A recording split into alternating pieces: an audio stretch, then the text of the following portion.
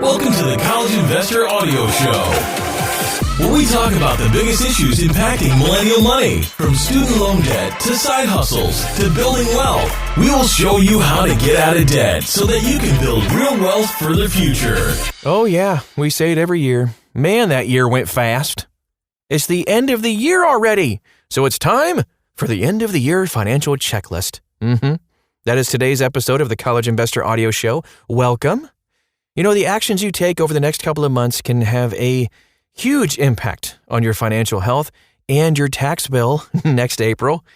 So by taking action right now, as you listen to this, you can ensure that your financial well-being is in tip-top shape as you head into the new year.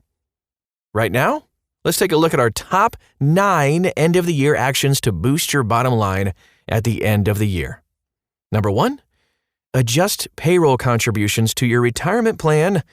Most 401k plans require employees to complete their retirement contributions by December 31st.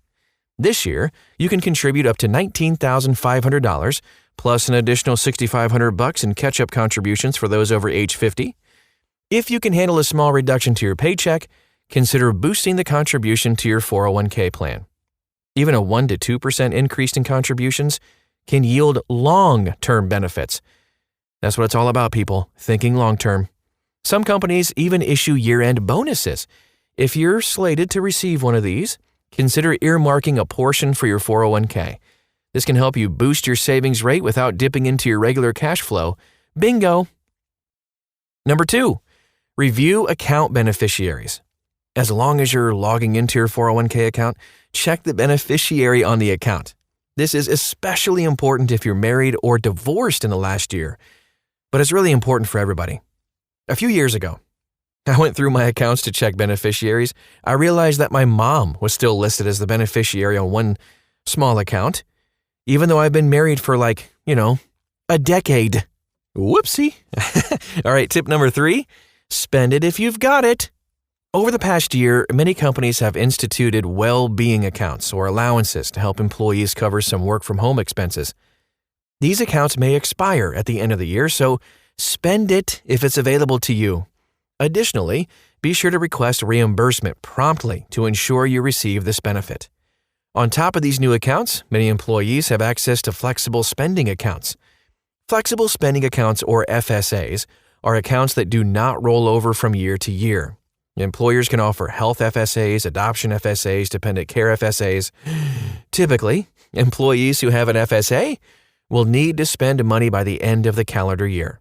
Additionally, they will need to request reimbursement shortly after the year ends. If you have access to any of these accounts, find a way to spend the money this year and then submit your receipts as soon as possible so you can receive that reimbursement. Remember, this advice only applies to flex spending accounts, those FSAs. Health savings accounts, HSAs, allow you to save year after year. Enroll in a health plan, tip number 4. Most people need to enroll in a health plan at some point between October and November of this year. If your employer offers health insurance, review the options. If possible, review options with your spouse to see which employer offers the best insurance at the lowest prices. And don't forget to enroll your kids as well. Open enrollment for healthcare.gov starts November 1st and runs through December 15th. This is the ideal time to enroll in a health insurance plan if you need to buy one through the exchange. Many people who don't have health insurance through work can qualify for subsidized health insurance when they buy through the exchanges. And number 5, review your credit report. Yeah, so important. Each year, you're entitled to a free credit report from each of the 3 major credit bureaus. These reports show every inquiry and every outstanding debt. Reviewing a report is particularly important if you have delinquent debts that have been sold to other creditors. You can easily download your credit report from annualcreditreport.com and also use a free service like creditkarma.com to get your free report and insights that can help you understand the report. Number 6, plan charitable giving. Love this. So in 2021, you can claim an above-the-line deduction for charitable contributions up to $300, $600 for married couples. If you want to take advantage of this deduction, you'll need to do so by the end of the year. People with larger charitable giving goals may benefit from more advanced planning. Some givers choose to give every few years so they can itemize their tax deductions.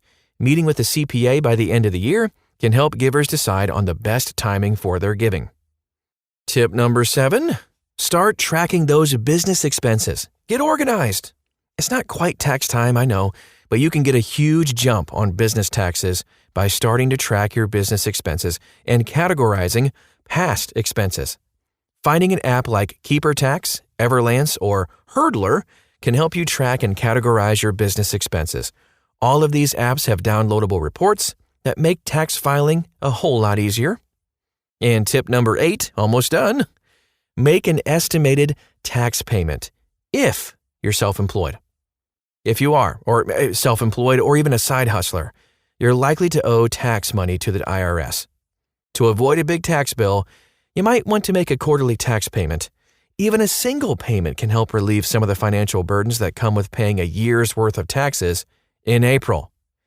This advice comes from my first side hustle experience as a working adult, doing that adulting thing.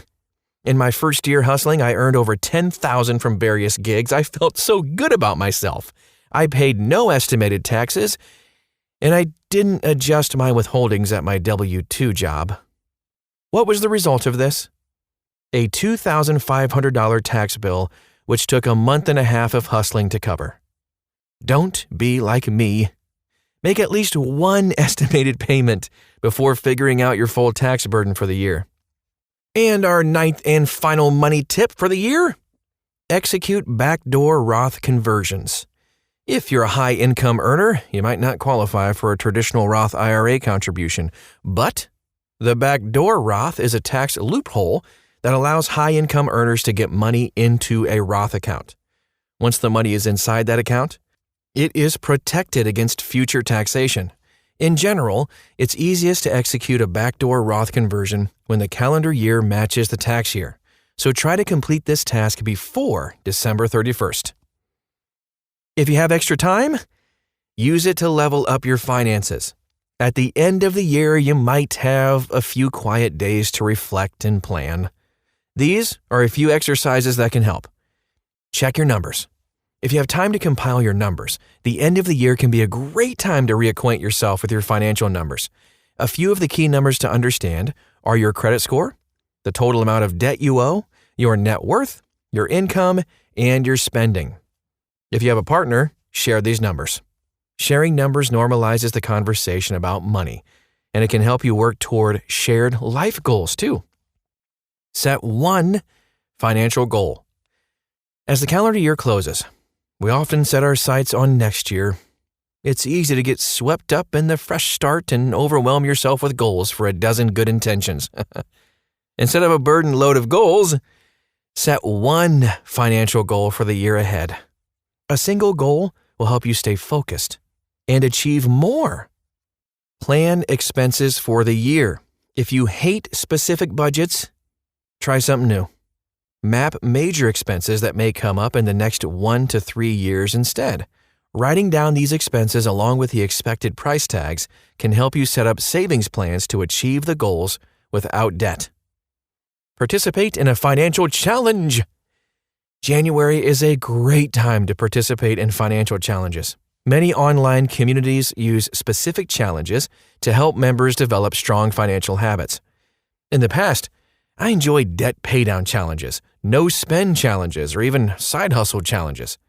Facebook groups and Twitter groups helped to encourage me towards financial wellness. Just a few tips and tricks as we wrap up the year. If you want to dig deeper, go to thecollegeinvestor.com. You can see resources, even more tips and tricks, and tons of stuff about how you can get your financial life in order and just win a whole lot.